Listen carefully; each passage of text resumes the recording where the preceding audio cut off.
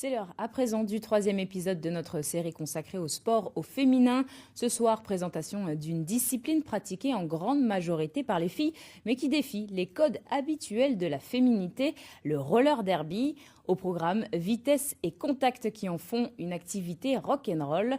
Les images sont signées Aurélien Barège, Maxime Miluy et Nicolas Duché au montage. On est qui? Les cannibales! On a quoi? On a la dalle! La dalle à quoi? À notre étoile!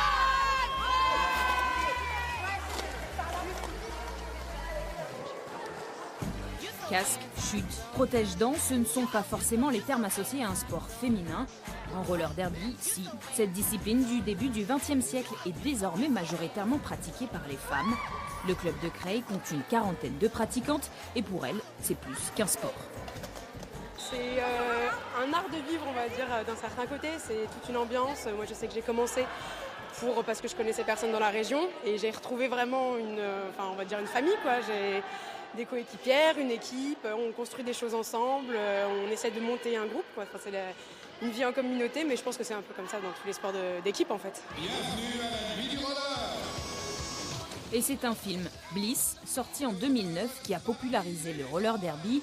Le long métrage de Drew Barrymore a poussé Lila Aimé à créer un club à Creil en 2012. Quand on monte un club de derby et qu'on se rend compte que ça n'a rien à voir avec le film, c'est autre chose, c'est pas du tout les mêmes règles, c'est pas du tout... Mais bon, en tout cas au début, c'était vraiment... ça ressemblait un peu effectivement à l'ambiance du film, quoi. Tout l'univers autour, c'était vraiment assez sympa.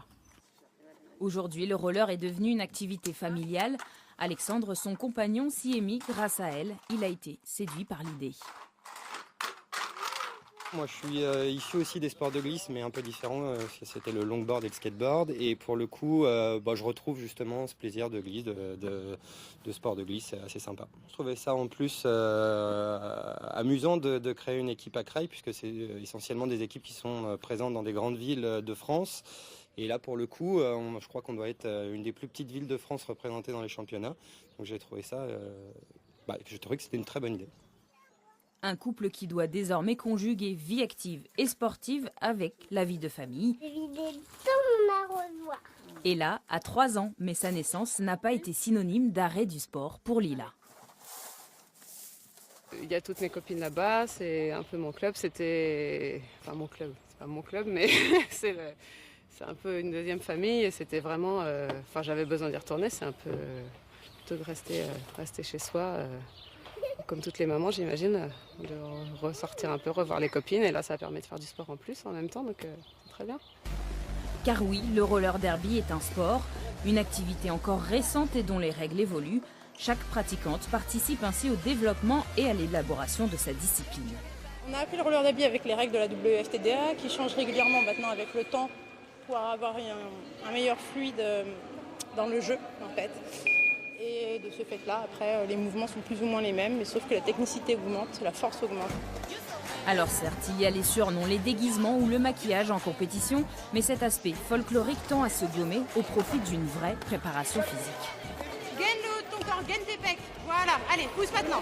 Indispensable pour pouvoir survivre en championnat, les Knock'n'Roll Cannibals évoluent dans la 2e division française.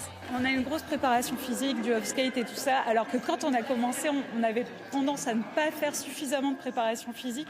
Et du coup, on se faisait mal au final, parce que c'est un sport qui est vraiment un sport de contact. Et on ne peut pas se permettre au final, quand on pratique ce genre de sport, de ne pas avoir la condition physique derrière qui suit en fait. Sport de contact et de force ne signifie donc plus discipline masculine, preuve que le combat pour le sport pour toutes est en passe d'être gagné.